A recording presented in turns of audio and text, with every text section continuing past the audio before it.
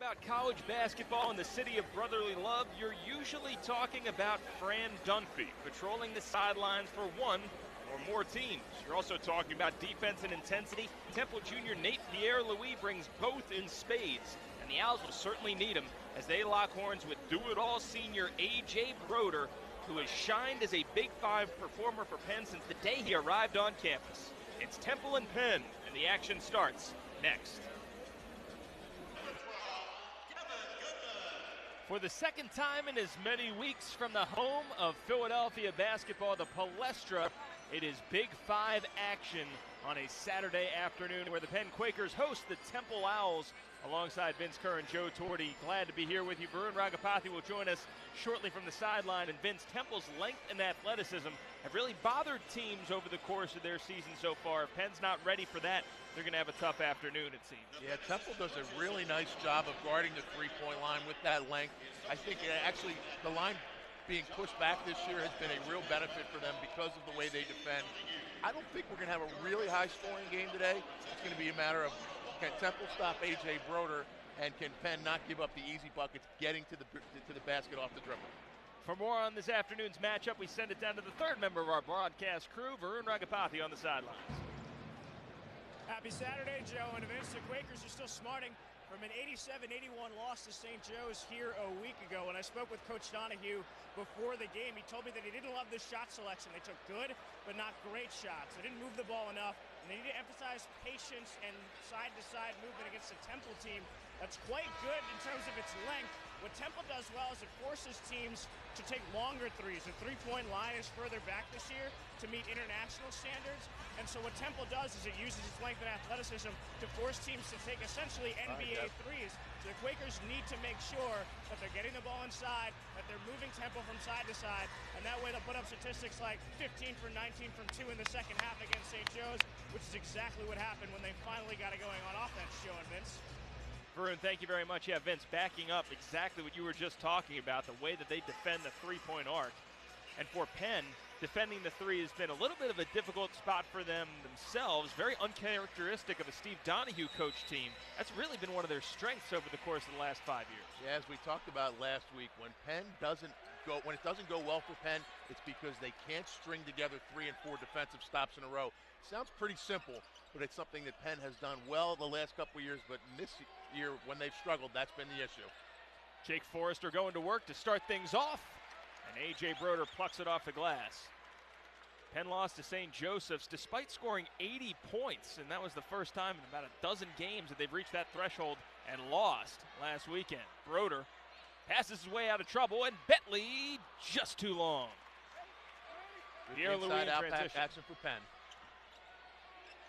Rose backs it up. Missed everything. To your point, Vince, the inside out's really where they've lived in the early part of the season here. Goodman thought about it and gets it blocked instead by Forrester. Here come the Owls. There's that length we talked about for Temple. Forrester just taking that one out of the air. Good drive by Dev Goodman. But as we talked about, that length going to be an issue for Penn. J.P. Mormon into the lane. Unable to hit over Max Martz. And Dev Goodman walks it up for the Penn Quakers. Well, we talked about the potential for a low-scoring game. At this pace, Joe, it's going to end up 0-0. I have a funny feeling ball's going to go in the basket at some point. It's pretty bold of you, Vince. Going out on a limb, Joe. Brodeur unable to find the bottom of the basket. Coming off a 33-point performance against St. Joseph's. There's Alani Moore, the second, passing his way off to Rose. And they're going to this Mormon versus Martz matchup. 10 to shoot for Rose. Goodman with the turnover. Euro steps through and Goodman spins it in. Yeah, I guess you were right. Bucket goes in at some point, Vince. Rose steps back, thought about 3, but Temple will reset. Nice job getting end-to-end after that transition back bucket by Temple and forcing Penn to get back and set up, putting some pressure on the Quakers early. Rose being guarded by Jordan Dingle. And just short on the 3 over. And Dingle, a familiar last name to Temple faithful. His uncle Daniel Dingle played at Temple in the mid-2000s.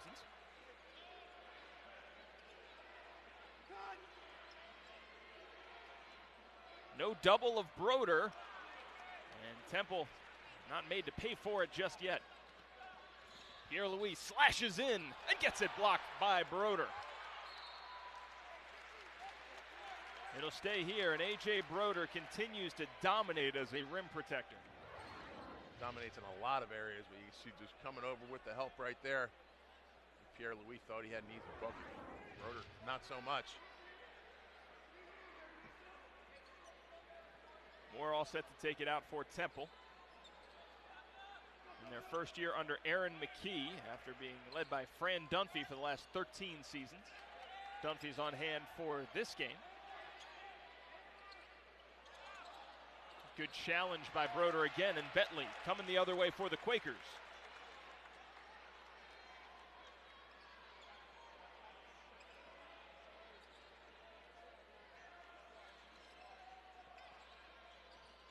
Martz, beyond the arc, leads the Ivy League in three-point shooting.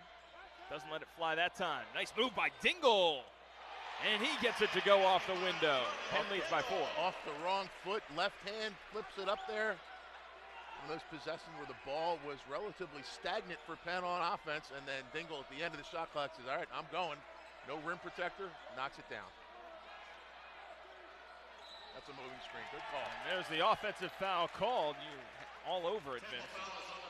Temple still hasn't been able to find a point.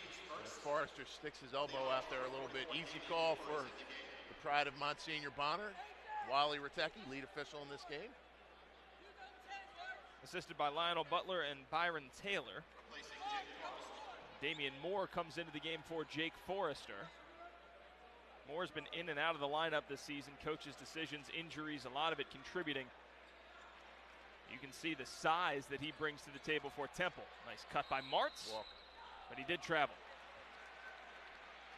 15:59 to go, and it's a little bit of a slow pace. 4-0 Penn leading in Big 5 action against the Temple Owls. A.J. Brodeur doing his part to keep Temple scoreless.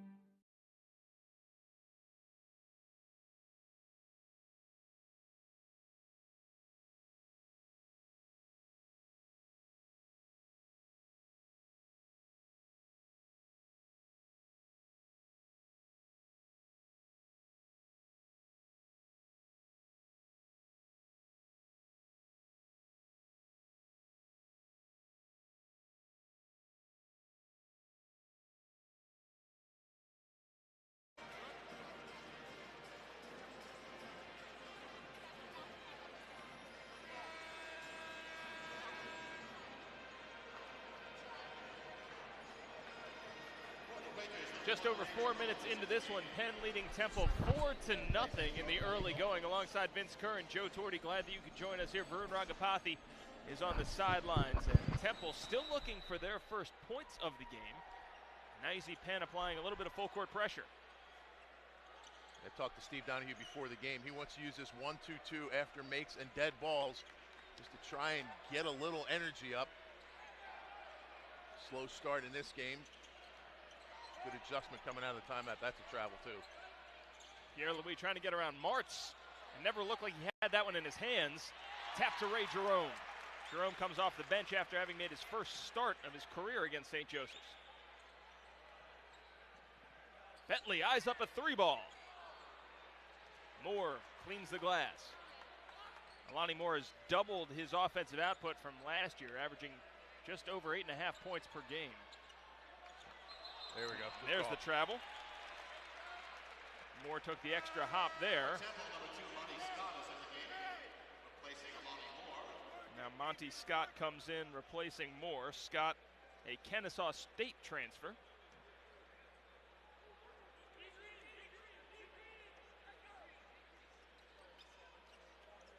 Goodman walks it up against Pierre-Louis.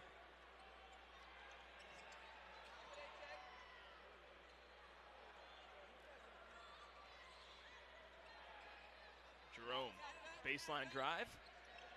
Nice wrap for Brodeur, but he gets it bothered from behind by Moore, who's able to secure it.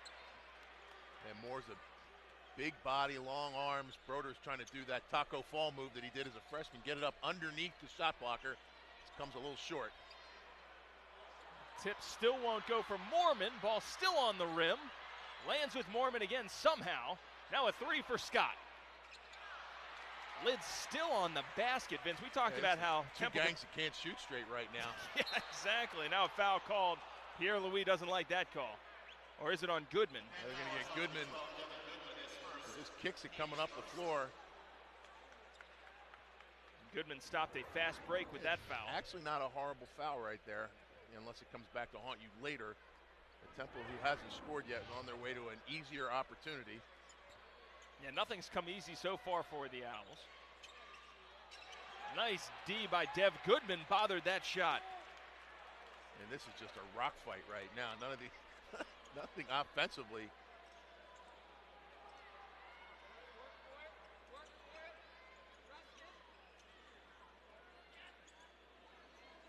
Brodeur sees 3 and gets them. Steve Donahue talked a little bit last week. He felt like the Quakers settled for threes early in the shot clock. 15 for 19 from 2 in the second half. Felt like they could have gotten more layups, but that one right there, A.J. Brodeur, wide open 3, knocks it down. I think Aaron McKee will take that, but I think Steve Donahue happy with the result. Moorman has it poked away. Good dig out by Jerome. Ball's on the floor. Martz is able to dive on it, and a jump ball called. It'll go down to the Quakers. And Moore does a pretty good job there of not piling on. That's one of the points of emphasis. Loose balls like that, and you get guys do the old splash, the Wild Samoans, the old move they used to do back in the day on the WWE. So they've started to call that. I think Damian Moore does a pretty good job of tying that up without putting himself in a position for a foul. Jordan Dingle into the game along with Max Lorca Lloyd, reserve forward for Penn, the freshman highly touted recruit out of Northfield Mount Herman. Another Northfield Mount Herman product with the ball now. A.J. Brodeur, saw the 5th leading scorer in Penn history, gets knocked on the way up. Like Temple wanted the double team. He doesn't quite get all the way over. See here Moore once again. You're right, Vince, it's kind of been a one-on-one look, and then they think about the double late. And now Brodeur at the line. Brodeur, a 71% free throw shooter.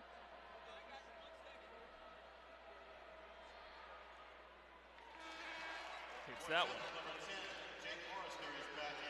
Now Lucas Monroe checks in, replacing Ryan Bentley. Forrester back into the game in relief of Moore for Temple. A little surprised Monroe didn't play more last week against St. Joe's. I think he would have been a tougher matchup for Ryan Daly. Not that Ray Jerome did. Ray Jerome did a pretty good job. I think that's another body that Steve Donahue could have thrown at Daly. Use some length and athleticism. He has been really a defensive specialist as A.J. Brodeur takes a seat. You see him at the point of this full court pressure.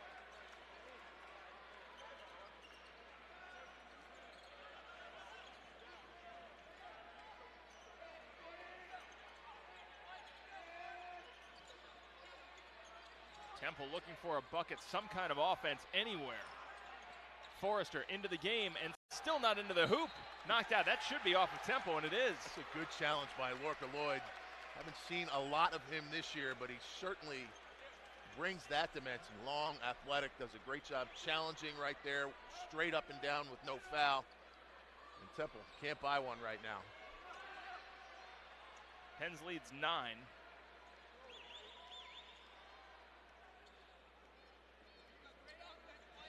You have to think, Vince, that coaching in these situations, being on both sides, has to be a little bit difficult, knowing that, yeah, you got a lead that looks good now if you're Penn, but Temple could heat up at any time.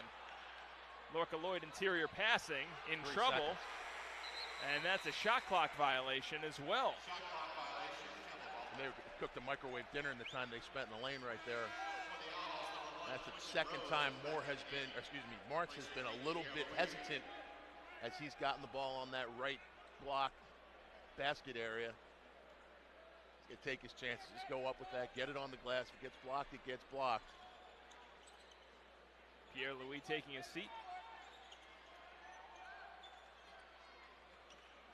Moore, dribble handoff situation. You see Monty Scott out there as well. Scott lets it fly, his second three, still won't go, and Monroe able to come up with the rebound. This is what I love about Lucas Monroe. Not only can he rebound it, but a high school point guard can take it end to end, and there's Lorca Lloyd again with Good the athleticism. Find. And the tip up from Dingle, up and in. 11-0, feels like it might be 20 at this point, considering Temple having difficulty scoring. Penn's getting the ugly ones.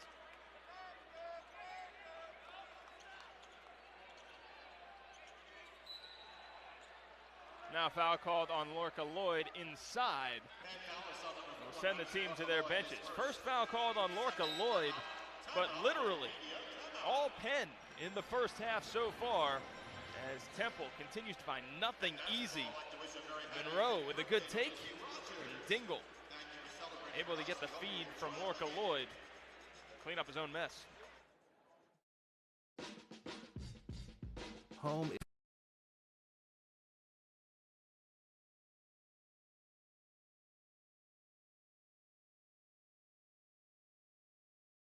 Keep running the offense, try and get things going at the basket, ball and body movement. It wouldn't surprise me to see Temple try and ratchet up the defense a little bit. Maybe get a deflection, get an easy one. Right now, 0 for 12 from the floor. Don't need to be a math major to know that percentage, Joe Torti. Now Moore trying to get around Goodman. And Goodman's been inspired defensively early on. Scott hasn't been shy about shooting for Temple. Really lost on the way up. Great defensive possession by the Penn Quakers. But you'd like to see a little bit more awareness if you're a Temple fan of what the shot clock is.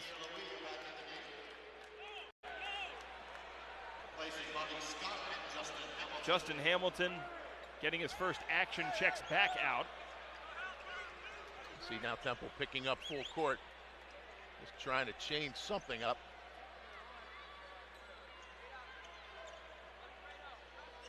Penn going back to work here. Temple has not doubled A.J. Brodeur yet. Goodman drills the three. Inside out action, we talk about it all the time. A.J. Brodeur is a master at getting the ball to where it needs to be out of that low block. Leads the team in assists. Now Rose drives in and takes the lid off the basket for Temple. Rose, the team's leading scorer, and puts the Owls on the board.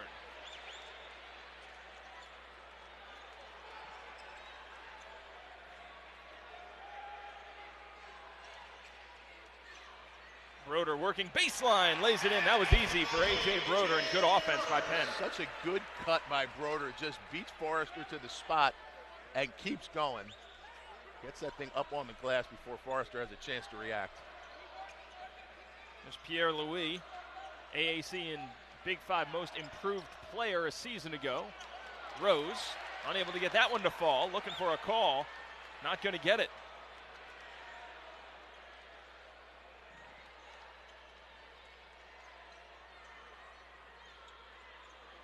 Bentley finds room. Missed that one badly. It'll go down to Temple. I don't think I've ever seen Ryan Bentley miss one by that much. He missed that by about 4 feet. They've been deflected. There's that 1-2-2 out of the dead ball. Moore's got to dribble the ball, doesn't he? Backdoor lob for Rose.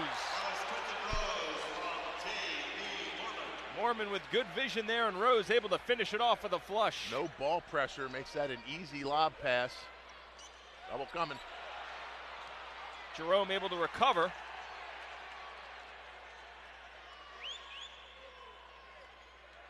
Brodeur had it knocked away, but Bentley found it and put it in.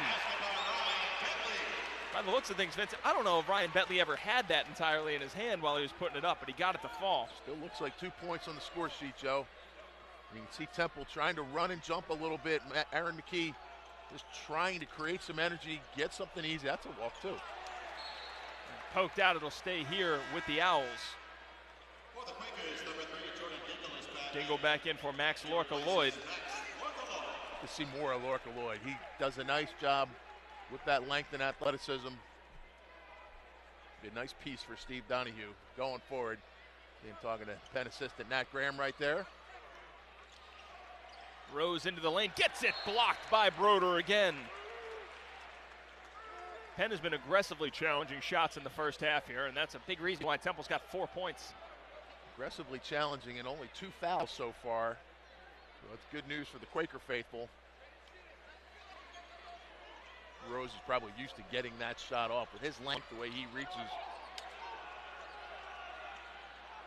Here, we have a quick crossover. Would have been a tough shot. Here's Bentley.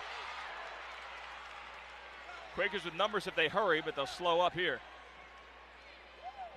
Good cut by Bentley. Clears out the space. And Dingle misses from 3. Steve Donahue looks at his bench. That's all right. That's a shot he wants. Good offense. Cutter clears out. Dingle comes in behind. Open look. Forrester, no, and Brodeur rips it away again. Yeah, as of late, Vince, that's really been the only part of Dingle's game that hasn't really been working for him, is that outside shot.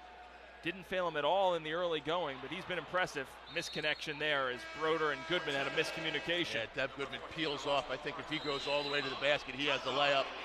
And he is saying to the bench as he comes off, my bad. That's about all that's going poorly for Penn right now.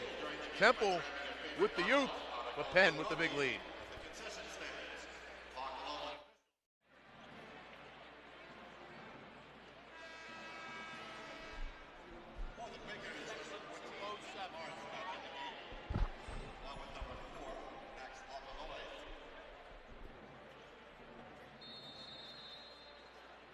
Was not that good against St. Joe's. Coach Donahue calling it just okay. It's been very good here against Temple.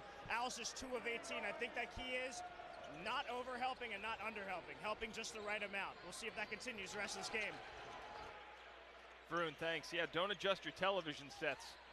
It is Temple now with just 4 points, more than halfway through the first half. 2 for 19 from the floor for Temple. And we talked in the open. I thought this game was going to be played in the 60s at this pace. A tough time reaching the 40s. Martz lets it fly. Steve Donahue not happy with that shot selection. Too early in the shot clock. Steve Donahue talked a little bit before the game about thinking that Penn settled for jumpers last week early against St. Joe's. Steve Donahue, timeout, not happy with the shot and no block out. And before Temple can get any kind of momentum and start going, he takes that quick timeout. I like that move by Steve Donahue because oftentimes you see a run already starting, but you see there the putback from Mormon. Like you said, no block out. Not happy with that sequence whatsoever, but all things considered, has to be feeling okay about the way that things have gone so far in the first half, except for that sequence. Yeah, but, right? Because if you're in a game like this, as Temple has shot it as poorly as they have, you look up at the scoreboard and say, only 12-point lead. Right? So that's the you got to make sure that you don't get complacent in a situation like that, because frankly it could be 30-6 right now if Penn were a little bit more successful offensively. That a couple roll out, really turned the ball over, only 4 turnovers. this game is being played at a slow, methodical pace. And I frankly think that benefits Temple. With their inability to score right now, they haven't let Penn get on any kind of major run. And here they come. They're going to look to run and jump out of this. Here comes the... And Moore was thinking about it and then peeled off. Yeah, he saw it in the corner of his eye.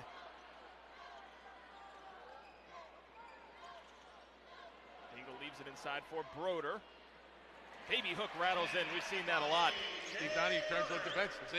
See? That's what happens.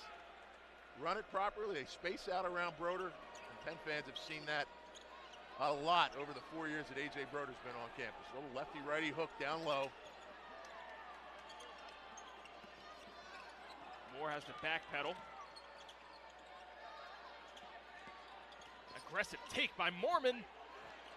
Offensive follow. That stays out too.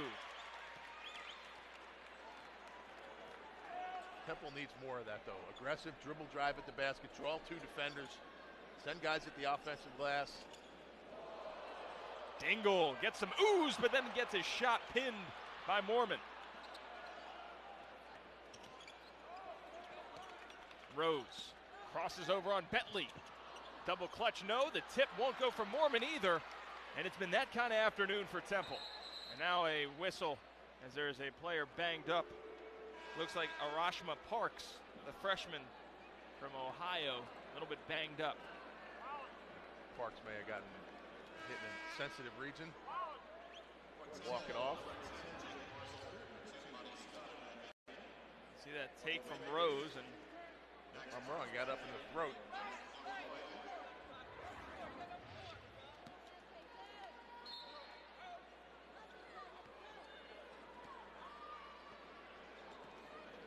Dingle bringing it up for Penn, leading 20-6 over Temple. Dingle has it ripped away by Pierre-Louis. He's a specialist, averaging almost 2 steals per game.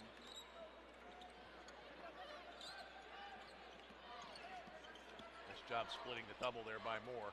And found space to hit.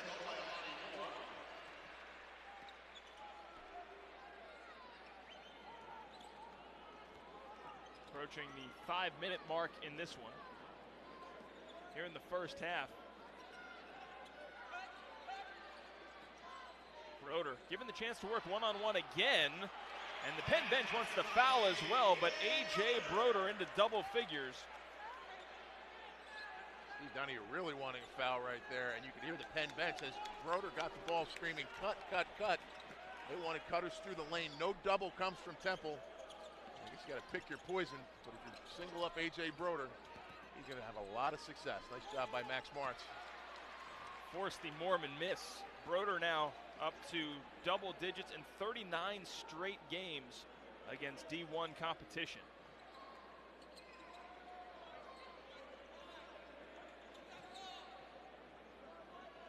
Brodeur, nice cut by Bentley.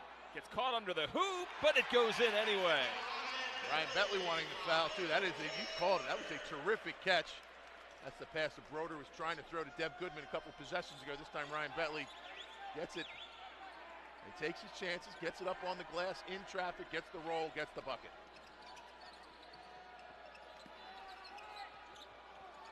Temple trying to work inside here and find something with Forrester. 6 to shoot. Hit on the way up was Alani Moore, and he heads to the free throw line. Dev Goodman can't believe it. He found number 2 on Goodman. 2 free throws, as you said, on the second foul by Goodman. Nice catch by Bentley underneath. And not the easiest shot in the world when there's 2 there, but Penn 24-8 over Temple. Basketball teams of the 1990s and 2000s being honored, and the current edition doing them proud so far, 24-8 over the Temple Owls with Vince Kerr and Joe Torti here with you. And Vince, what's the key to it been so far for the Quakers to get out in front early? Good ball pressure on defense. Temple hasn't been able to get anything to go in the basket, and they have not allowed Temple to use that athleticism to get easy ones. Penn's been relatively efficient on the offensive end. No live ball turnovers. And Temple just struggling right now.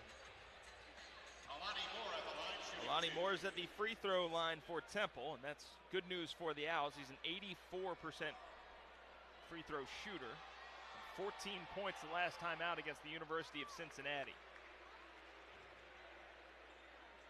So also one of the better outside shooters for the Owls. Third in the AAC in threes per game and 8th in three-point percentage. Goes 2 for 2 from the line there, and Temple is into double figures. Temple putting out their own 1-2-2 right now, trying to make Penn burn a little clock, getting the ball up the floor. They've run and jump a couple of times out of this. Has it poked away, and Bentley able to recover. That's a great defensive play by Ryan Bentley to stop a run out. Dives in there, keeps it loose, knocks it out of bounds. As you said, no live ball turnover. And Temple does the run and jump like we talked about.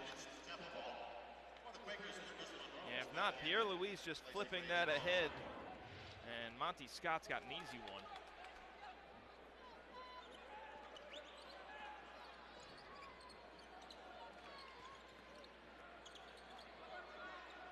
Pierre-Louis drawing a tough defensive assignment with Jordan Dingle.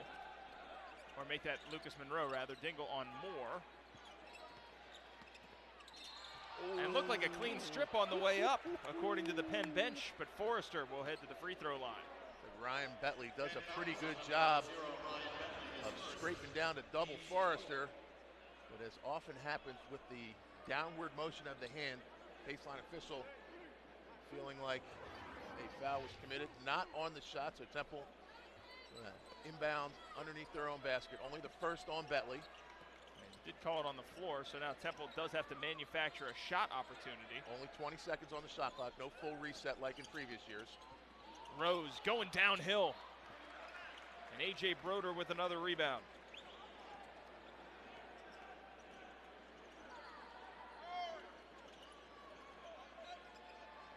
Penn with a 14-point lead over Temple.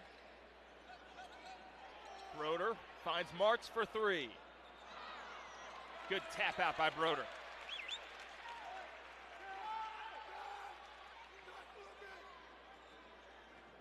Brodeur goes to work, gets hit, and he's going to the line. You hear the Penn bench screaming for cutters. A.J. Brodeur typically sees the cutters and gets the ball where it needs to be. That time he sees no cutters, gets in his bag. Has that little righty hook again. Get the bucket. We're going to get himself 2 free throws. Brodeur recently became the first player in Ivy League history to have more than 1,500 points, 750 rebounds, 300 assists, 150 blocks, and 100 steals. You talk about a stat sheet stuffer. That's A.J. Brodeur. Well, he's been playing every bit of 35 minutes a game since he came on campus. You're going to get a lot of opportunities to do it. Play like that for that long. And Bentley taps it out. Second back tap of this possession for Penn. Or at least this trip down the floor.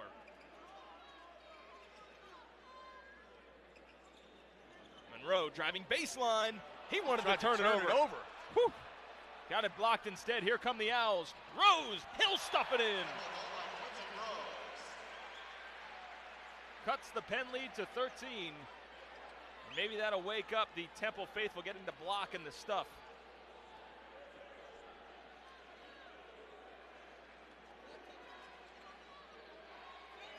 Brodeur getting fronted. Gets around Moore. Too strong, and it's right back to Bentley, though.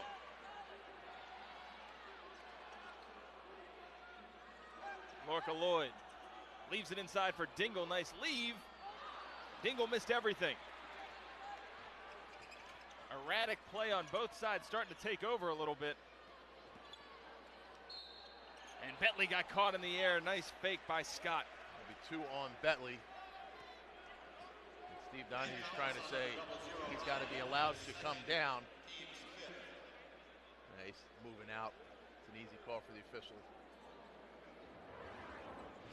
Scott, small sample size from the free throw line. 12 of 15. That's 80%. junior from Union, New Jersey. Started off his collegiate career at Kennesaw State. It's the first. Was held scoreless last time out against Cincinnati. Ryan Bentley forced to take a seat with his second foul. Big minute and 42 seconds for Penn, actually for Temple as well. Penn has done a really good job of containing Temple, not letting them get any momentum, but if Temple cuts this to 6-4, 8-point game at halftime, they got to feel really good about themselves going in at the half. Currently the lead is 11 as Max Martz checks back in for Max Lorca-Lloyd, one freshman for the other. Well, offense, defense for Steve Donahue. I think he likes Max Martz as a three-point shooter.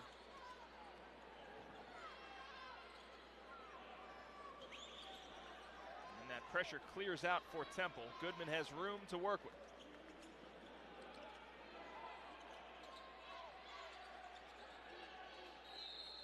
Now foul called on the cut. Ray Jerome trying to get away. It's called on Alani Moore. I think they're going to get Damian Moore. I don't know, man, they got Alani Moore? It's a bad call. Damian Moore is the one that threw the elbow into Ray Jerome. Yeah, Alani Moore doesn't like it either. Saying, what did I do?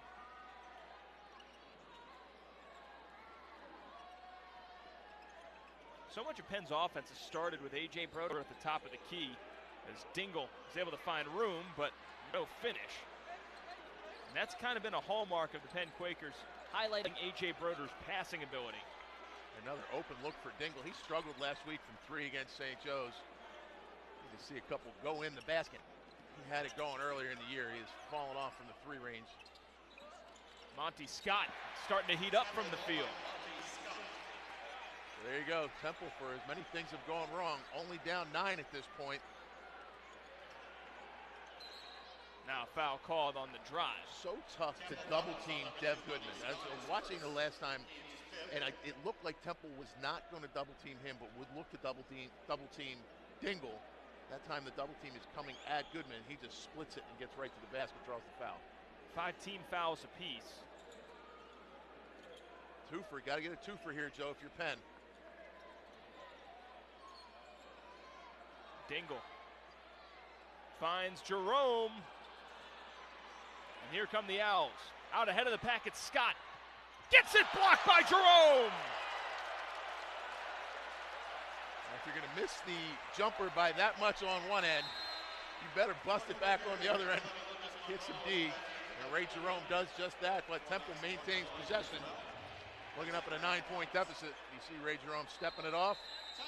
And get it out. And Aaron McKee going to take a timeout right here to set his offense. The shot clock and game clock virtually the same. We talked about the block to dunk transition for Temple, kind of waking them back up. You wonder if a play like that swings the momentum back towards Penn, because they've watched their lead shrink down to just 9. Well, if Temple gets a bucket here going into the half, I would say the momentum would rest squarely with them.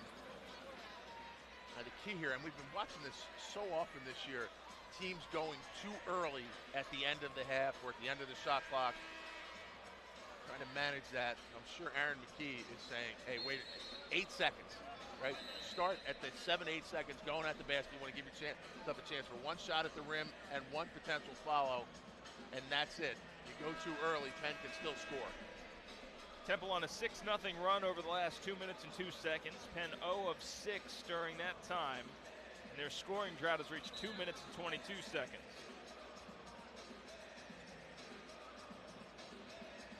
Penn shooting just 2 of 10 from 3, and that's kind of been a hallmark of Temple as well.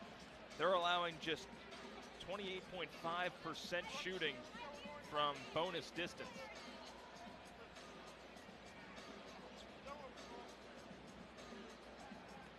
Ray Jerome's big block sets Temple up now with a 27-second shot clock.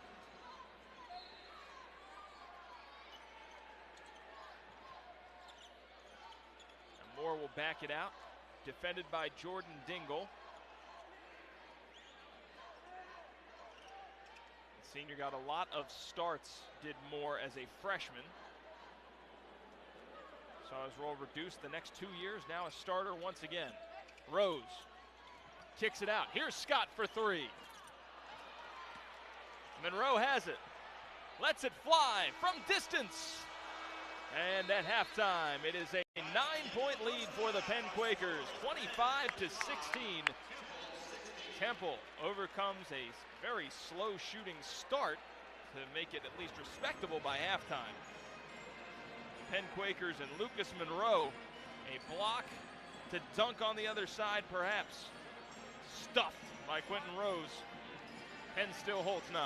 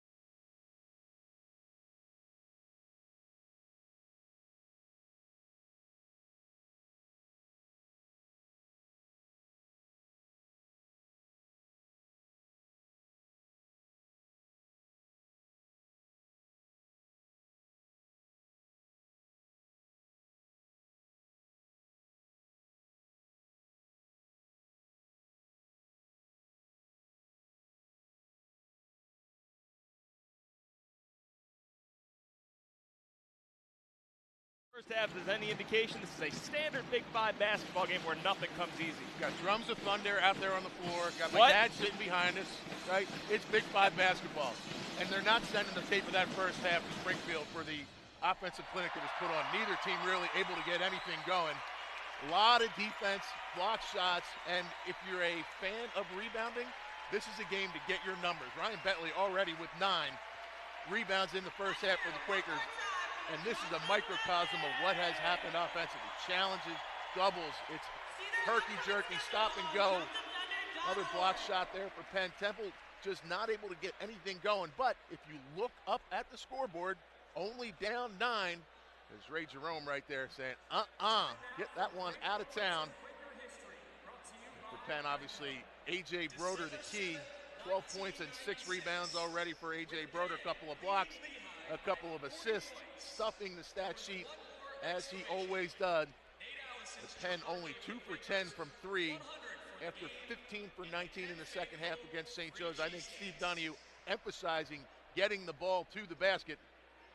That time right there, Jordan Dingle just trying to split a double team. Quentin Rose, I think Temple would love to see more of that off the bounce, use that length, bring some energy. Just like that right there. Quentin Rose, long, athletic, do a lot of things. That's a Lucas Monroe right there looking to turn it over, and it ends up with a dunk on the other end for Temple as they claw their way back to a 9-point deficit.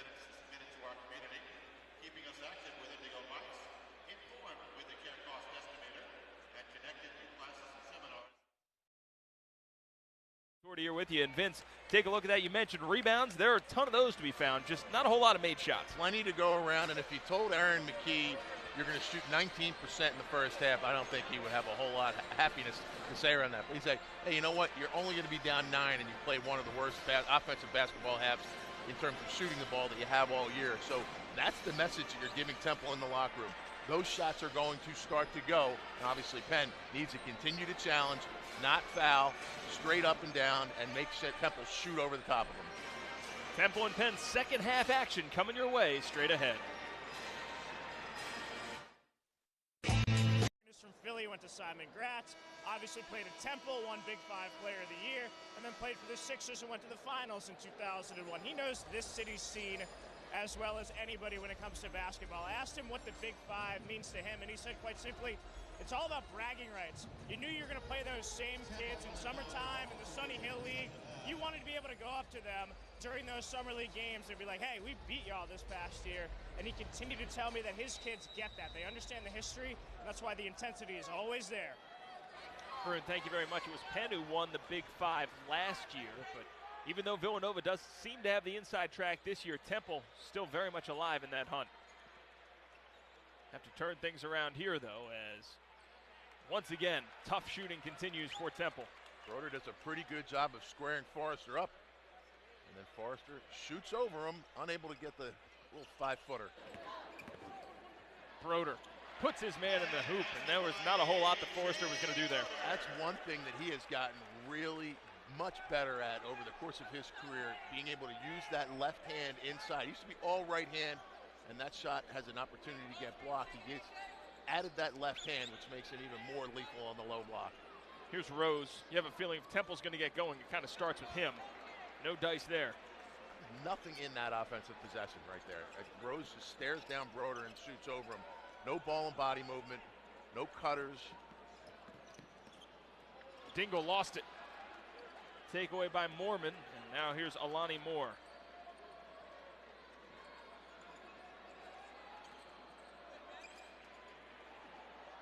Physical play down low. The putback won't go either, but the second effort will, as Jake Forrester gets the first points of the second half for the Owls. See how athletic Forrester is. 3 quick leaps right there. Stuffs the stat sheet in his own right. Gets himself a couple rebounds, Moses Malone style. Just a really good cut by Dev Goodman. Found some space, but just short. Martz kept it alive for a moment, but here comes Nate Pierre-Louis. His brother Josh not available tonight. He puts pressure on Temple getting to the basket and then pops back out. Nice offense, no result for Penn. See, they're looking to go into Forrester on Brodeur. Now foul called on the floor. Goes against Dingle, and it's the first on Dingle, and Ryan Bentley thought it was coming on him, so that's actually a good turn of events for Penn, just the first on the freshman. See there, Dingle got to him first, appealing for that jump ball, not going to get it. Rose. Now a foul called on Bentley. He says he was trying to block out. This is going to be another team foul for Penn, and a third on Bentley. He's playing like a 0-0 today. Got 9 rebounds, 4 points, no 3-pointers. Picking up the third foul. Speaking from a 0-0 position of authority, Vince Kern. I was the only one until Ryan Bentley decided to steal it. Still on my list. Took him off my Christmas card list. Well, it's an occupational hazard when you're switching numbers all willy-nilly. Here's Moore. Good challenge again by Max Martz. And that's been an area where he's impressed the Penn coaching staff. maybe a little bit of a bonus. You know that he's a three-point shooter. A little more athletic than he looks at first glance. And now go to him on the post with Lonnie Moore. Does a nice job of releasing. A really good job by Moore, because it looked like Martz had him pinned down. He releases and steps through. That one fell off the fingertips of Pierre-Louis. Yeah, Temple just can't buy a bucket. But the defense has been there. Another steal for Pierre-Louis. Going to the rim, protects the ball and scores. The second or third time Dingle has dribbled into a double team. I think Steve Donahue has seen enough. He's going to call timeout before Temple can get any kind of momentum going. But that ball, Jordan Dingle needs to trust his teammates to take the ball out of his hands. It's going to come back. And if there's a double team there, let it go. Unfortunately for Penn, he dribbles right into it right here. Leads to a steal and run out for Temple, fighting back to within 7.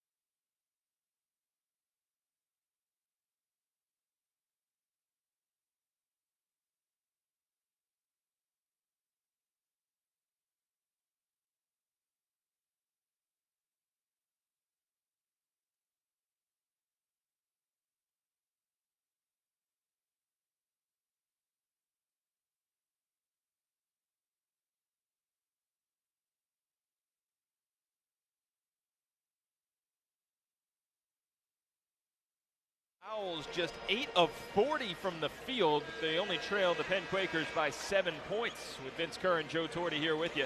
And Vince, you have to think the halftime discussion in the Temple locker room had to say the ball's not going to stay out like that forever. But through just about 2 minutes and 5 seconds or so, it kind of is looking that way. Yeah, but you can also see Temple looking to create some pace and some tempo, running and jumping, trying to get a trap, trying to get a steal, deflection. Ray Jerome walks right there. He gets away with one. Of course, 3 minutes and 5 seconds. Yeah, it was kind of a strange place where Penn called their timeout before half court.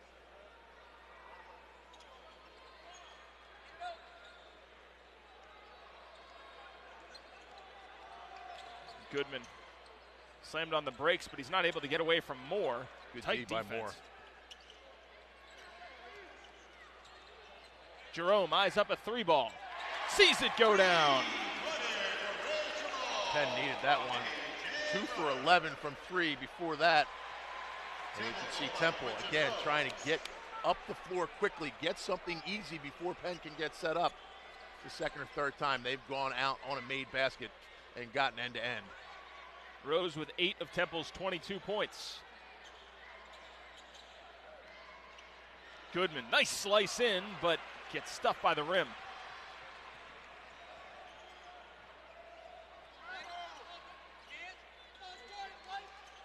Pierre-Louis. Rose has it poked away, throws it off of Martz, and a heads-up play by the senior. 8-point lead for Penn. Quentin Rose nearly had disaster strike. He was able to poke it away and throw it off of Martz. Over the Temple Owls with Vince Kerr and Joe Torti here with you. Quaker faithful, you'd say nervous optimism at this point, because you have to think at some point the buckets are going to start going for Temple, but the defense has been there for Penn. Like a new Quaker head there, Joe. Yeah, it is. It looks a little different. It's a little bit like the George Washington Colonial mascot. Uh-huh. You a fan? observation. Like the redesign? Jury's out. Okay. I'm a traditionalist, Joe. All right. I don't want things to change. Scott got caught in the air. Second time it's bounced back to the Owls. 2 seconds and 1. Did the shot get off? And now they'll take a look. Penn says no. Temple says yes. I think he got it off. Yeah, the eye test says that he did. I don't think the light went on before that. Now they'll go and take a look. Heads up play by Moore to know that he couldn't come down with it.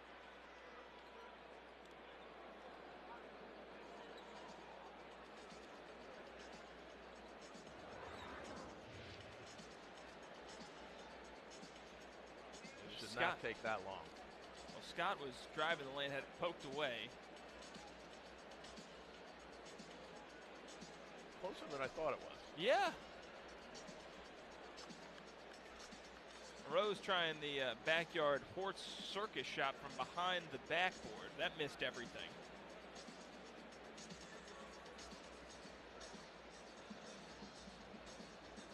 Wow. That's really close. That is as tight as it gets. There's mixed reactions here on press row. Some folks think it's a basket, some people don't. None of our votes matter. I think it's still in his hand. I think it's still in his hand, too. That was a really good shot right there. All right. Got one right, Joe Torti. Yeah, we're in agreement with the referee. I'll be honest with you. I thought in live action it looked like it was good. I thought so, too. Credit to Wallace Rattecki, Lionel Butler, and Byron Taylor for getting that one right. And like you said, Wallace? Vince, pretty quickly. Wallace Rattecki? That's what, his grandmother? It's Wally, man. He's from Delco. My senior Bonner's finest. Oh, and there's another steal from Moore. Rose with the lob back door. And here come the Owls. Pierre-Louis finishing it off. Lead has shrunk to 6. That's as small as it's been since the very opening moments of this game. Live ball turnover. Temple end-to-end trying to get it easy in transition.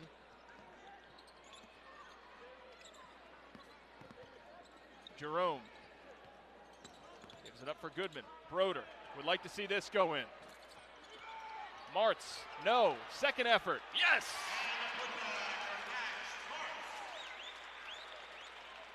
Big bucket there for Penn. It just feels like Temple wants to get back in this game. I mean, obviously they want to get into it, but it feels like it's heading in that direction. Big stick back for Max Martz right there. Scott. Wrong-footed Max Martz on that Euro step through, and the Penn faithful want to travel. Nice finish there by Scott, and he's looked dangerous since coming off the bench for the Owls in the first half. One of the guys who's really been able to get his own shot. Now foul called on Moore.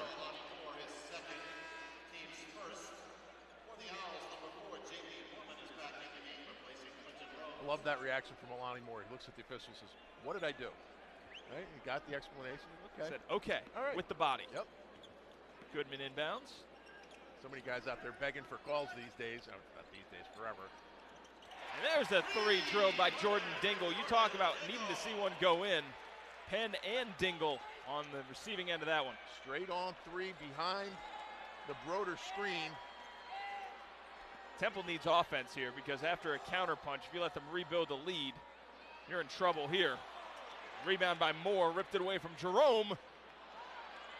Still up in the air before Brodeur is able to secure. Here comes Goodman one-on-one. Goodman swoops and scores. A big stretch there by Penn. Three-pointer by Dingle. Looked like Moore is going to get that stick back. It rattles off. Penn fortunate to gain possession. Then Dev Goodman end-to-end as quick as they come.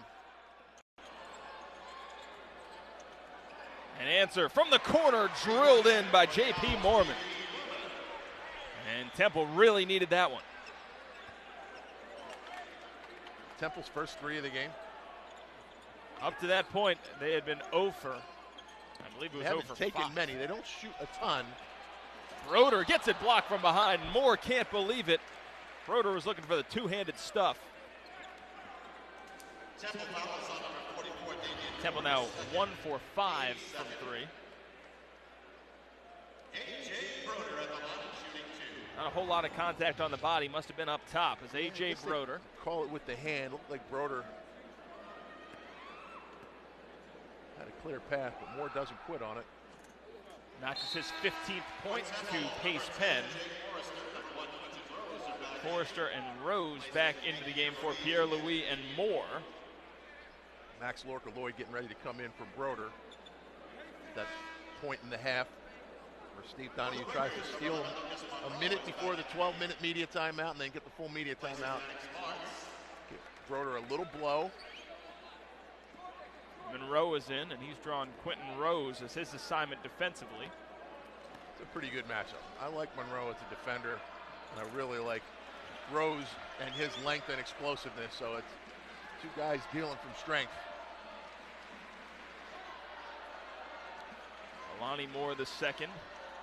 And now here is that matchup with Quentin Rose, and they switched quickly. Moore lets it fly from three, a rare miss for him. Here comes Ray Jerome. Good job by Jerome pulling the ball up right there. A lot of traffic.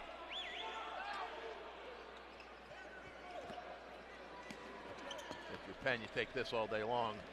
Running hook won't fall. Tip no as well. And now it's a 2-on-1. Rose steps through, gets hit, and it almost went in, but he'll step to the free throw line. Yeah, one-on-one with Brodeur on the one end. And it's a shot, as I said, Steve Donahue take that all day long. I thought they were going to go lob here. You see Morgan coming in on the backside. Instead, Rose all the way to the basket. Looked a little choppy with the steps, but gets the desired result. Going to get himself 2 free throws. 80% shooter on the season. Misses the first. Rose on pace to become the 4th Temple player ever with 1,500 points, 500 rebounds, 300 assists, and 200 steals in a career. Who are the other 3? It's a great question. Come on, Joe. You can't drop that nugget in there like that. Now you know I'm going to ask. Well, I do. Drills it. Both do homework here, right? 38-30, Penn with the lead. I just show up and say what I see, Joe. Bentley left open on the wing. There's a 3. Bang!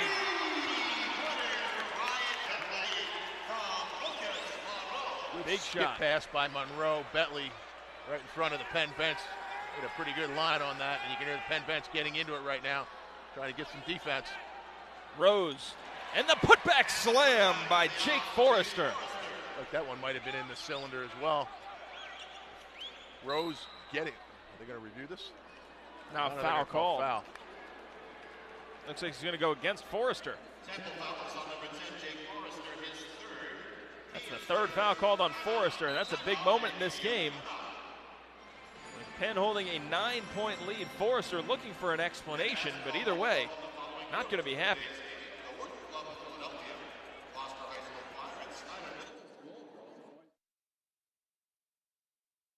11:51 to go in regulation time. Penn leading Temple 41-32. For those still in suspense who are talking about Quentin Rose being on pace to be the 4th Temple player, 1,500 points, 500 rebounds, 300 assists, 200 steals. Vince Curran nailed one during the break, Mark Macon. Marty Collins and Mark Tyndale, the others in that elite group.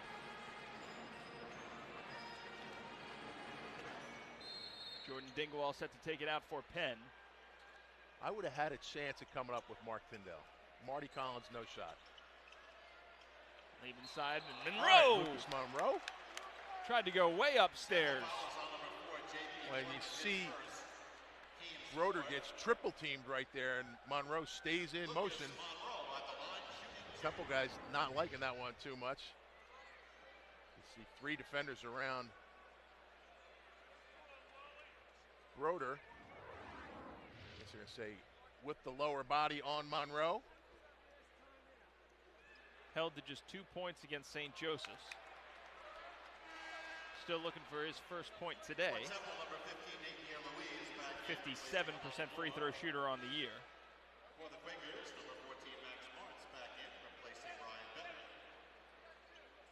Max Martz back in as Ryan Bentley takes a seat for the Penn Quakers.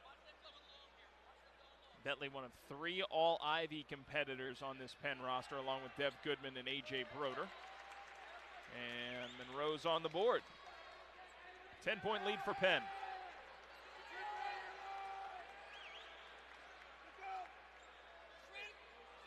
There's that matchup that you were excited about earlier. Quentin Rose against Monroe, and Rose gets the better of him there. That's just one-on-one. That's an NBA-type offense right there. Just give it to your best player and go one-on-one. Nothing in the offensive set. Monroe does a decent job of squaring Rose up, but Rose is able to knock down that little 10-footer. Here's another one-on-one. A.J. Brodeur bailed out of trouble. Goodman.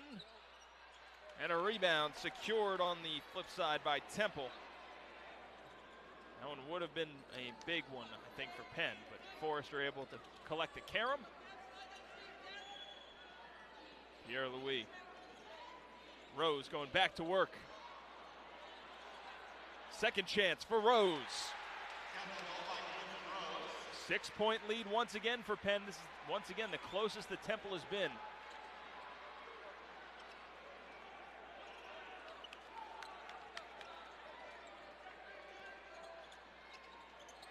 Martz back cut. Poked away from behind, and Rose digs it out for Temple, but it's still with Penn. Monroe able to hit the lefty layup. Penn very fortunate right there. Like Temple's coming the other end with momentum. That 50-50 balls, coaches talk about it all the time. Penn comes up with it right there and gets the bucket. Back to an 8-point lead. Where do you go here if you're Temple trying to get back right close? There.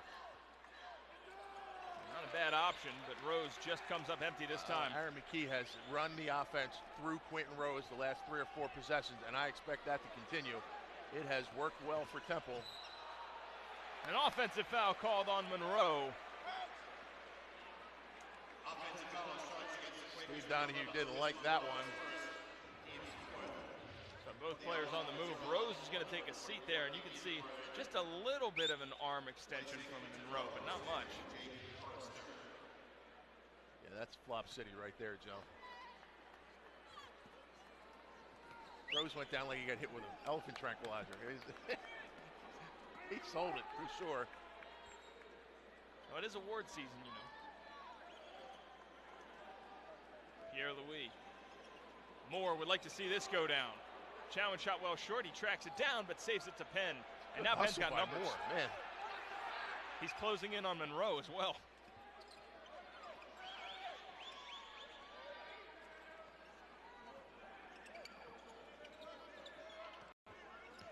Get Brodeur off the bounce against Moore. That's an advantage.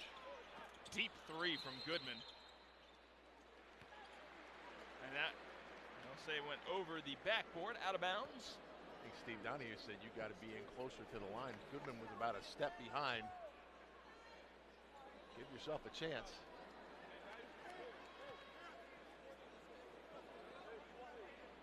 Now Temple can cut it potentially to 5. They're able to hit a 3 here.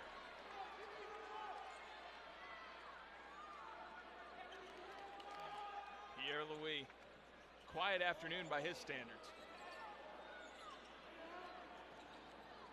Into the lane, gets it blocked by Monroe, but a foul called.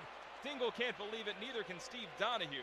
On the ground, you're gonna give him 2 shots. We saw Villanova do this against Penn, just isolate and go one-on-one off the bounce. Nice job by Monroe there. And they're gonna get Dingle reaching in. You talk about Dingle and being the victim of bad luck there, but you have always highlighted that downward swiping motion. If you're reaching in, you're putting yourself in harm's way. And more often than not, the call is going to go against you. Dingle has to take a seat. Monroe takes a seat as well, as Jerome and Betley are in.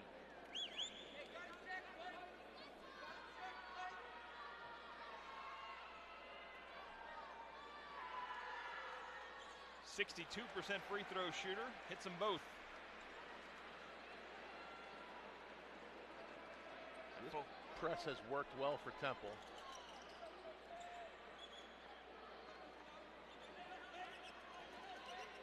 Goodman watched closely by Pierre-Louis. We approach 8.5 minutes left in regulation.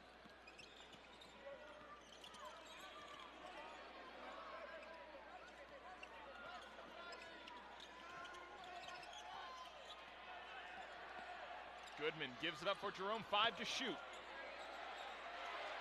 Goodman's gonna have to put this up, he does! Shot clock violation. Offense not coming easy for either of these teams. Great defensive set by the Owls. Here the Temple faithful getting into the game right now, sensing the momentum in their direction. Chance to get it below 6 for the first time since early in the first half.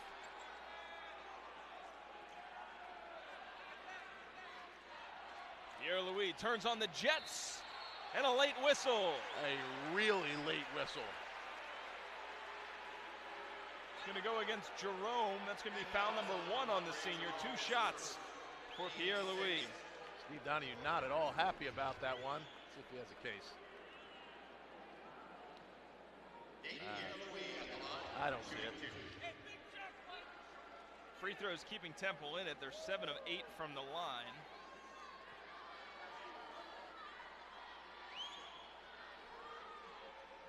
Pierre-Louis rims out on the first. Ball don't lie, Joe. Pierre-Louis as a guard actually leading Temple in rebounding. 8.5 rebounds per game. Second in points, assists, and steals to Quentin Rose. 0 for 2 trip from the line. Swatted out, it'll go down to Penn. Dingle coming back in as Jerome takes a seat. I can see Dev Goodman against this press, get it and go. Rather than walking it up, just try and beat somebody, create something quickly before Temple gets a chance to set that half-court defense. This time, obviously, Dingle gets the ball. I think Dev Goodman's quickness against this press could be an asset for Steve Donahue. Dingle looking inside for Brodeur. Martz decides not to pull the trigger. Dingle will, and he hits.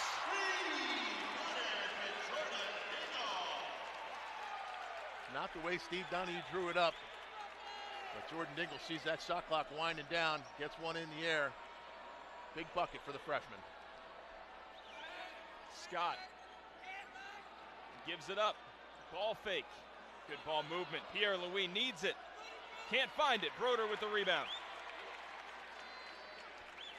9th rebound of the game for A.J. Brodeur. With 10 Dingle seconds. Having some trouble. Oh, that was really close.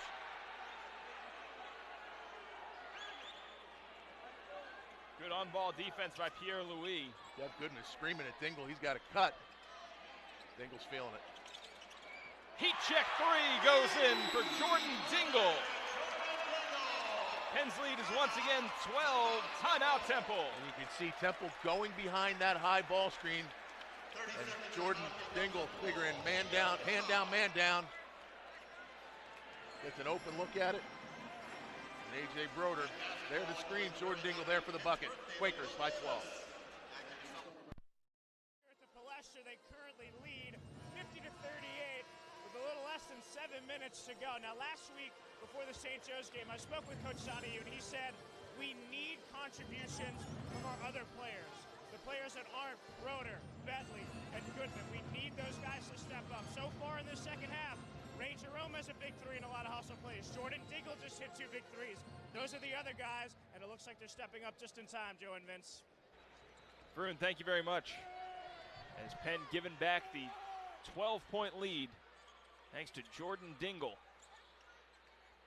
There's Rose slashing in, and Rose, that was an aggressive take to the hoop. That's a tough paper route for Max Mark. Rose so quick off the dribble. And when he's in attack mode, really hard to guard. Brodeur's been in attack mode all afternoon. Nice pass, and the finish, Dev Goodman. It starts, though, with Dingle making the first cut through the lane. That collapses the defense a little bit. And then Dev Goodman turns the corner, going downhill using that quickness.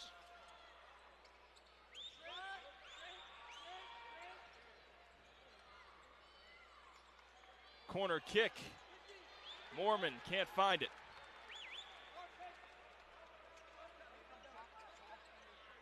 Inside 6 minutes to go. Brodeur on the low block.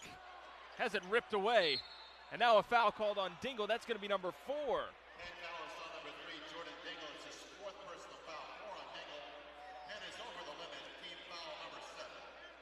Now it's a 1-and-1 opportunity for Temple. Steve Donahue's not happy with the way that played out. Yeah.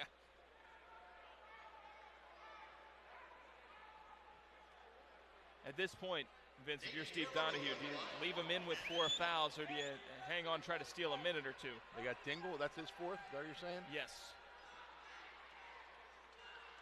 I probably would look at taking him out. Try and get to that 4-minute media timeout. You have to steal a minute. Especially now in this situation, you got a dead ball, you can get an offense, defense.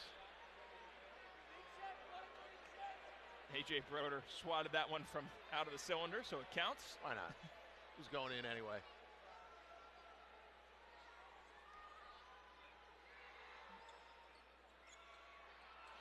Offensive rebound, Scott, and one. Got bumped by Brodeur, and Scott was able to hit the turning, spinning layup, and Temple's back to within single digits. Second bounce on the rim, threw off the timing for Brodeur. Scott, the beneficiary, absorbs the blow, gets the stick back.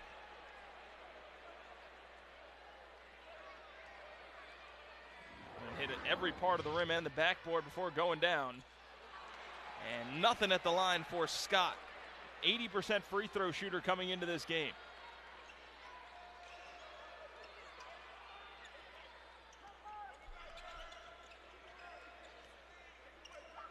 Temple's cut Penn's lead to 9. They need to stop here. Good ball movement. I think Brodeur knew how open he was as he kicked that to the corner.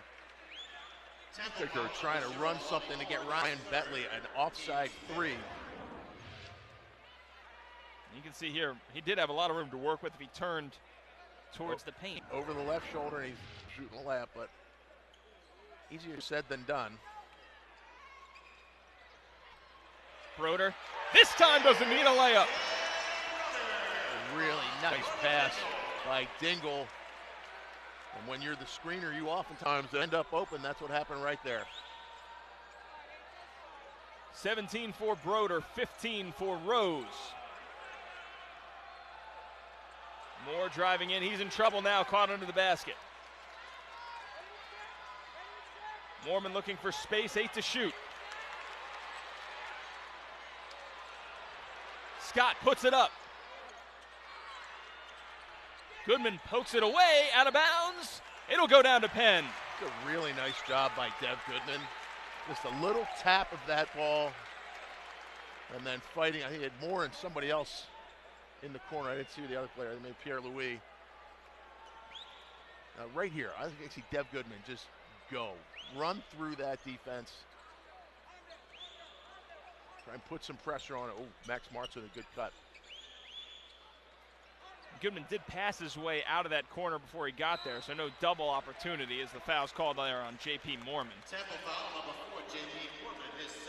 Second foul called on Mormon, and then one more foul will put Penn at the line shooting 1-and-1.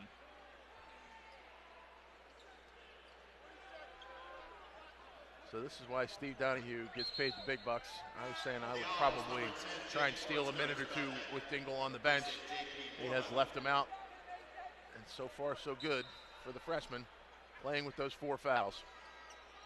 Ryan Bentley has 3. He's out there as well. Dingle, running layup, hits. Like Dingle gets the elbow out a little bit to create some space. You can tell he's got a little pep in his step right now. Sees a couple threes go in, now attacking off the bounce. Big bucket there to stretch the lead to 13. Speaking of big buckets, Temple could have used that one. Pierre Louis' tough night continues. Now here comes Jordan Dingle having a big game. 15 points. His uncle Daniel Dingle played here for the Owls, and Dingle couldn't get that to go. Dingle, corner 3. Pierre Louis wants to run. Moore puts it up. His own rebound. No, it's been that kind of afternoon for the Owls. Ryan Bentley gets really lucky right there. I think he thought Rose was an official. He bounces that one to Martz. Rose almost picks his pocket. Quakers fortunate to maintain possession.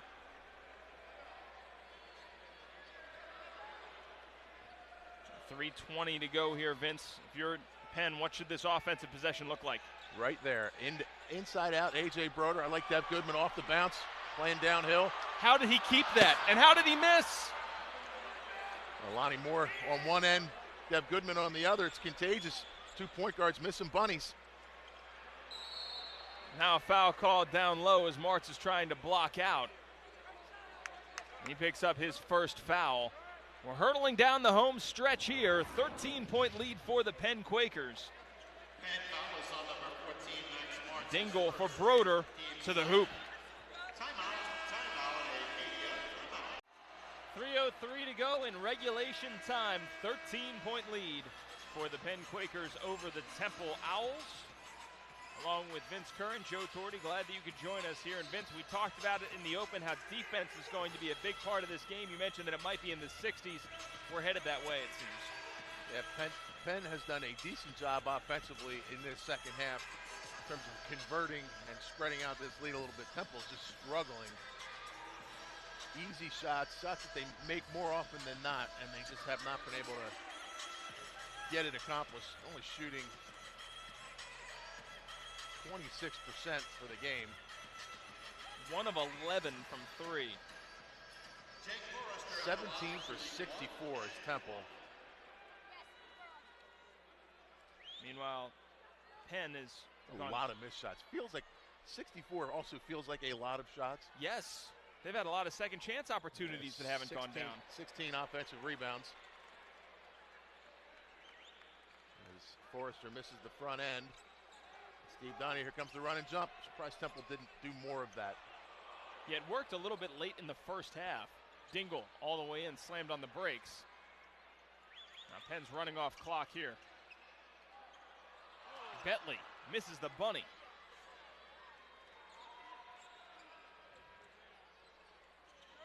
Moore. Like Curly Neal out there, just keeping that dribble alive. That's a nice move by Forrester. Sure was. Forrester coming into this one averaging just about 9 points per game. That's number 6.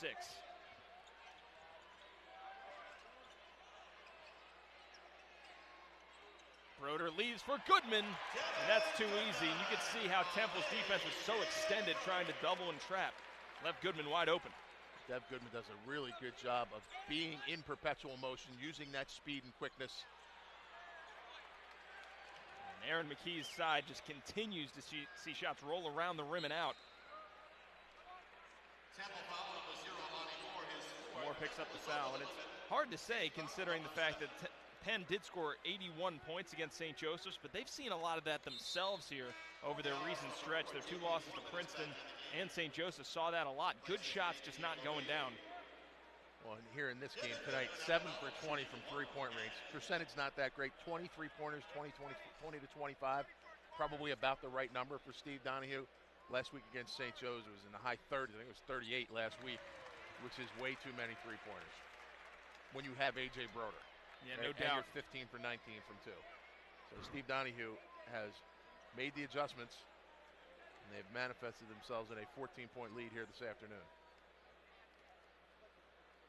Dev Goodman at the free throw line, missing that one. First one he's missed this afternoon.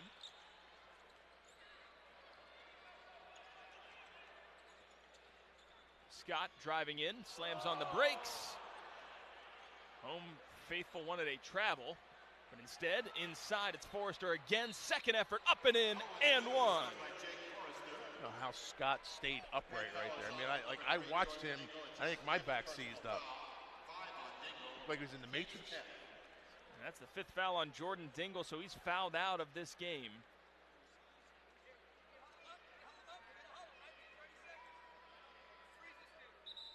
Same thing, reaching in. He's a little over the top that time. It's going to be Lucas Monroe. We'll see if Penn opts to huddle here. They're checking on whom the foul should be called. It's pretty clear. Dingle was he was pretty emphatic that it wasn't him, but you're right, that replay, not a whole lot of other people that it could have been.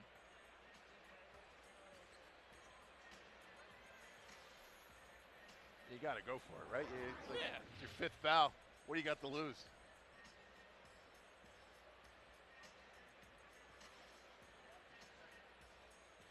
And that looks like they're going to get him.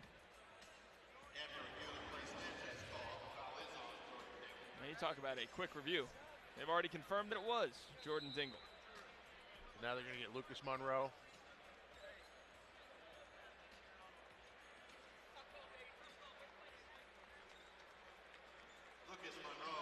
So Dingle finishes up with 15 points on 6 of 13 shooting, 3 of 6 from deep. The rest of the team hit 4 threes in total, so that's where his contribution was today. He does it in bunches too. When he gets it going, he is like Vinnie Johnson, the microwave from Pistons Bad Boys. He scores quickly. Forrester hits that one as well. Penn lead cut down to 11 inside 100 seconds remaining in this one. Now the keep away game begins, and they find the one they want to foul, Lucas Monroe. Temple foul was on number 4, J.P. Mormon, his Third foul called on Mormon. So 1-on-1s to close out games, Joe Torti. Penn's going to get at least one more. Monroe today from the free throw line, 1 of 2.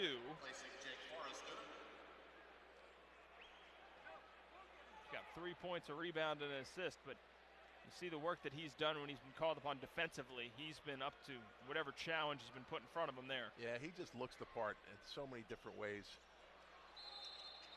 And now a foul called on the rebound.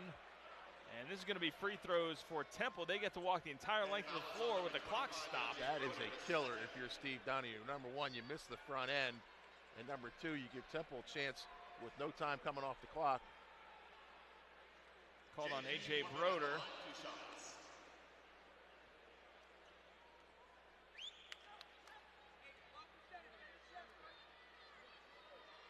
Mormon, a 59% shooter coming into this one, 10 of 17, hits the first.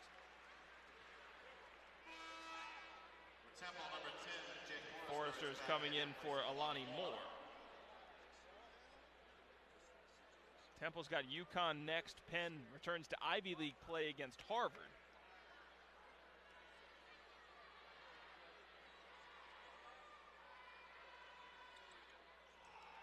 Off the back heel, and Betley collects the rebound. That is rebound number 14 for Ryan Betley.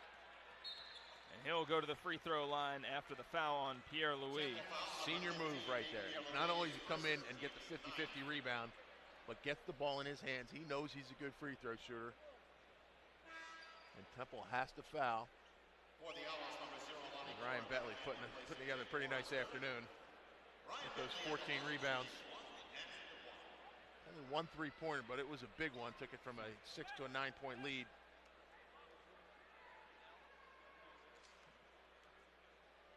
Betley entering the afternoon, averaging 13.3 points per game. Misses there, so he's stuck on 7. And Penn's lead stays at 10. Challenges on the other end without fouling, though. And now it's back in the hands of Monroe. Gets fouled by Mormon. That's going to be number 4. So on the plus side, if you're a Penn fan, you're now into the double bonus. You've missed 2 front ends, and Temple hasn't made you pay. Penn fortunate to still be up double digits.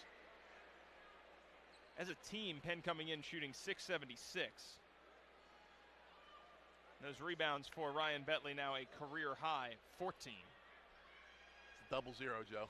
0-0 guys can board. That's what happens. Straight glass eaters.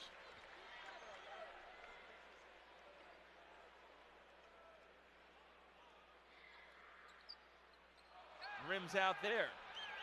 So don't go anywhere just yet. Pierre Louis in transition. Rose working around Monroe. Tough shot from Quentin Rose. Timeout called by Aaron McKee as the Owls are now down by just 8. So the issue for Temple, not a great 3-point shooting team. 1 for 11 so far today. And to eat into a double-digit lead with a minute to go. Your most likely path would be from that 3-point line, or at least having it involved in the discussion. But when you have Quentin Rose, who can get end-to-end and get into the middle of the lane and create his own shot quickly, that may be your best option. So understanding that, what's your defensive look if you're Penn? Are you defending the three, or are you defending more of the easy one? You're trying to make Temple take time off the clock. They're just trying to, like the last two possessions, Temple's gone end to end. You got to turn the dribble, or you got to make them throw a pass or two. That's what you're focusing on at that point.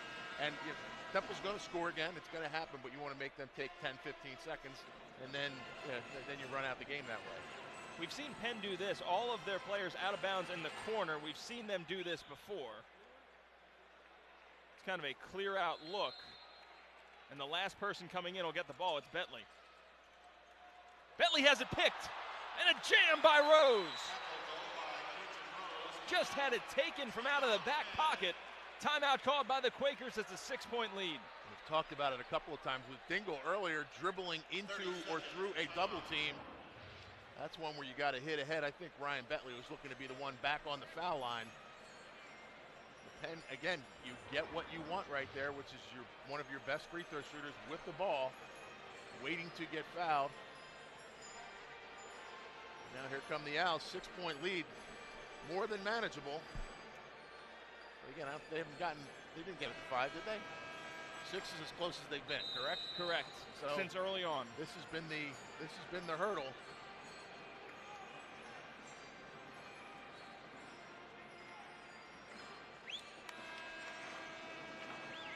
Penn at one point went on a 14-0 run in this game to begin things, as Temple went the first 10-plus minutes of game time without scoring. But they've clawed all the way back, gotten as close as 6. Goodman doubled. And just throws it out of bounds. Penn's starting to come unraveled here with 55 seconds to go and a 6-point lead.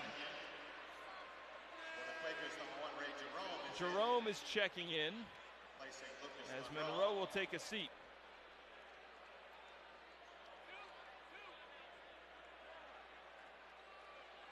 Pierre-Louis taking it out, and Penn has really seen Temple ratchet up the defense here in the final minute.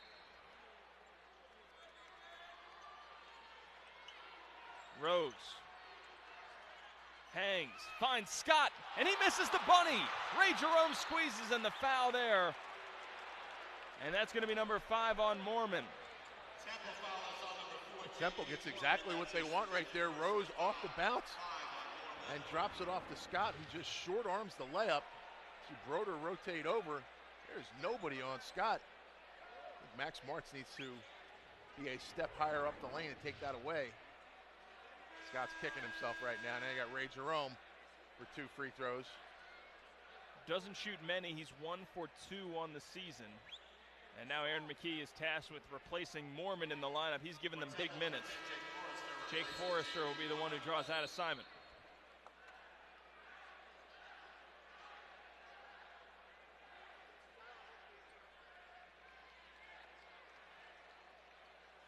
So Penn missed 2 1-on-1s.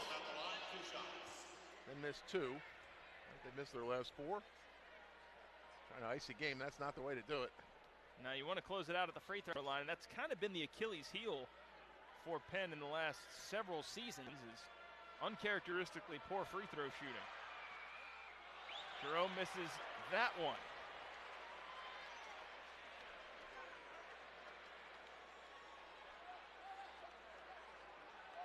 Does not appear as though Penn will pick up full court on a make. So Temple might have free run here. Jerome does hit. The lead is back to 7. Steve Donahue saying pack it in. Rose all the way to the rim. Quentin Rose soars through the air, and Ray Jerome takes a shot up high. And a timeout is called with 39.4 seconds left. So Jerome's got a little blood coming out of his nose.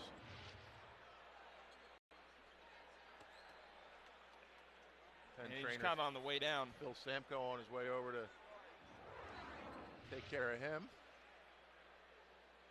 There's Sam. And now the officials will review. As Rose, it was after the dunk when Rose was coming down is where Jerome got caught up high.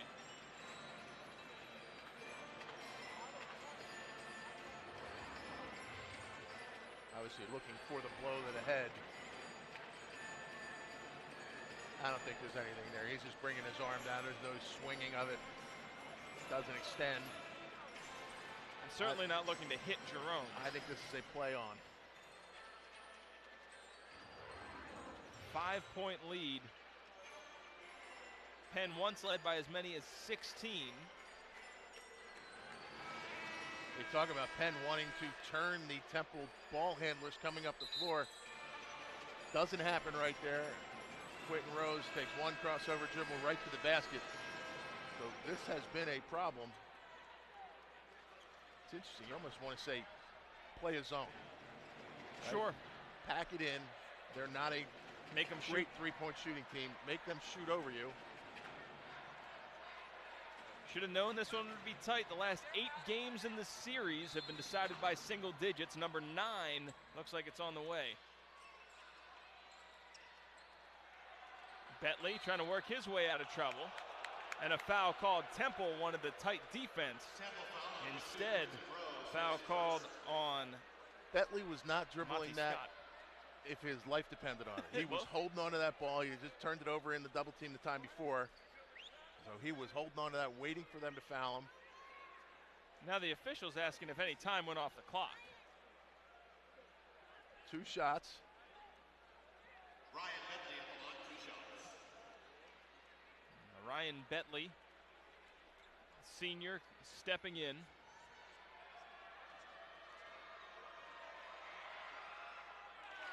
hits a clutch free throw there.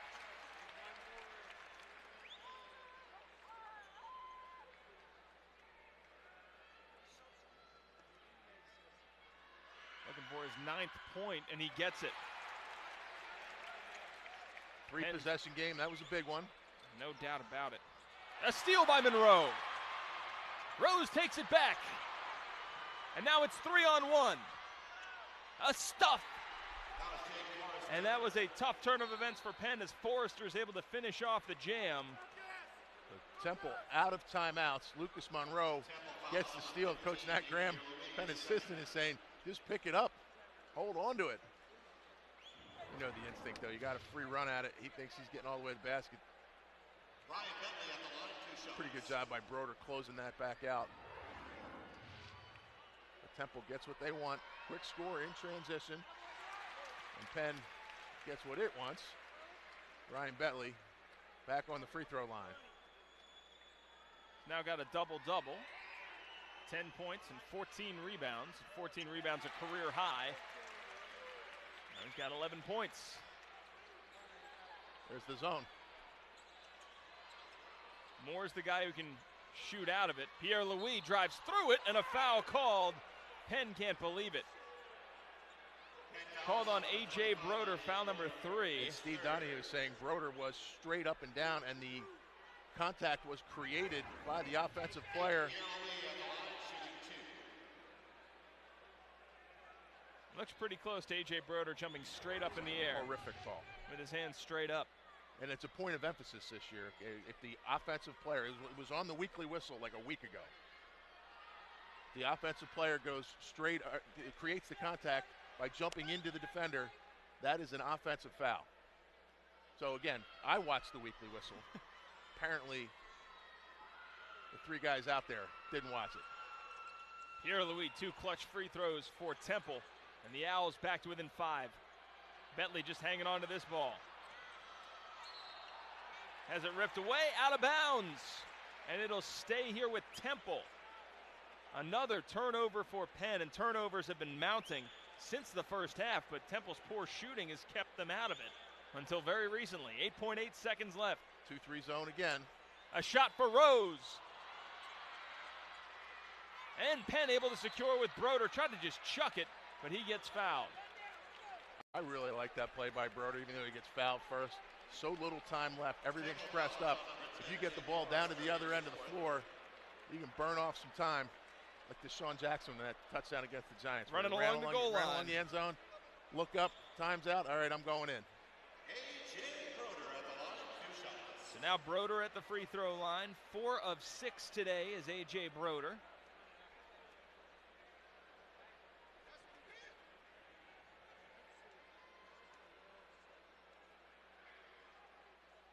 hits the first. Brodeur started all 107 games of his career.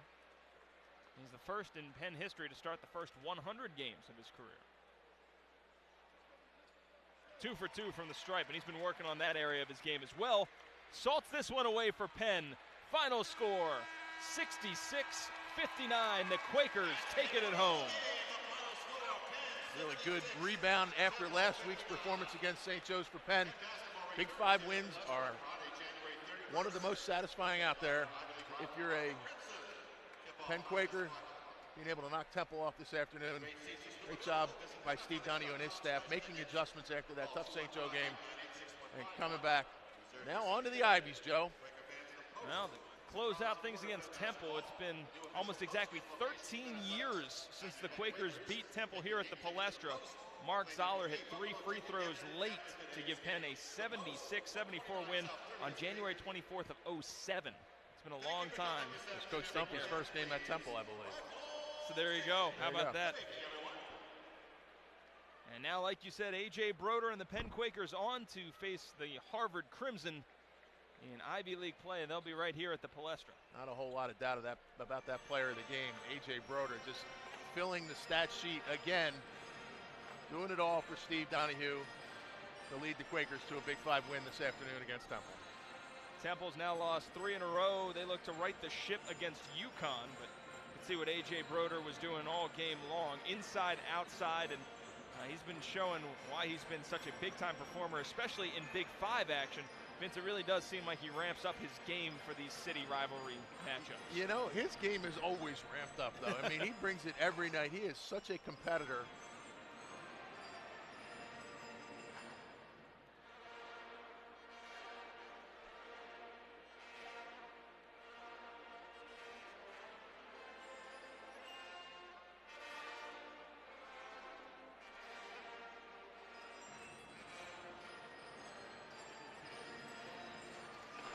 Fans and players saluting each other as Penn is victorious over Temple. They close out their Big 5 slate. Now Varun Ragapathy standing by with A.J. Brodeur and Steve Donahue, our winning coach and player of the game. Thank you very much. Well, we just heard it, Coach. Gritty, not pretty. Took a while at the end there, but you got it done. When we talked last week, you said that you wanted contributions from other players, not just this guy and his classmates. What did you think of the contributions from the younger players and the rotation pieces today? Yeah, I thought all 4 freshmen really gave us a lift, in particular on defense. As we were talking about it all week, we got to really guard. No matter what, we got to do it. We got to become that defensive team that we've been in the past. And I thought those young guys helped. Appreciate it, Coach. Thank you. Now to the player of the game, A.J. Brodeur, another double-double. What did you think? I'll ask you the same question first of the younger players' performances today. Oh, I loved it today. You know, it's been the past 3 games. This game has been the destination, you know. We've been ramping up the intensity every practice, ramping it up every game. Every consecutive game that we've lost so far, we've been getting a little bit tougher. And tonight, we finally paid off. We're still nowhere near where we got to be, but it's very promising to see these young guys starting to step up. When you kind of have to grind through the end of a game like that, what do you think it teaches you as a team about how to finish? Just resiliency, toughness. You know, one of our team mantras is just gritty, not pretty. So games like this, especially the end, man, that is definitely not pretty, but it's definitely a big, gritty win for us today. What about Temple's play style do you think you guys were able to exploit when you were at your best in clicking?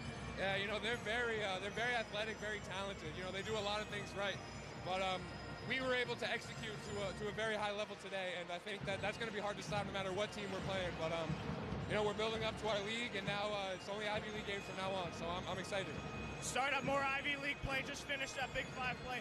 Over these last couple of years, what has it been like playing in the Big 5, especially in this building? Oh man, I love the Big 5. These are always our most attended games every season. You know, coming out to a packed Palestra against some elite opponents too. You know, every year we know it's going to be a battle. We ended up winning last year. We're 2-2 this year, but every year you know what you're going to get. It's going to take a lot of grit, and this league takes no prisoners. So appreciate your time. We'll see you next week. Thanks, man. Joe, Vince. Varun, thank you very much. Quentin Rose with a game-high 21, but it's Penn with the 66-59 decision over the Temple Owls, and the Quakers move on to finish off their Ivy League slate. They return to Ivy League play against the Harvard Crimson next Friday. For Varun Ragapathy and everybody who made this broadcast possible, including my broadcast partner, Vince Curran, this is Joe Torti saying so long, and thanks for joining us, as it was Fran Dunphy Appreciation Day. Both of his teams coming down to the stretch, or down to the wire in the home stretch, as Penn is able to come out victorious. Have a great night, everyone.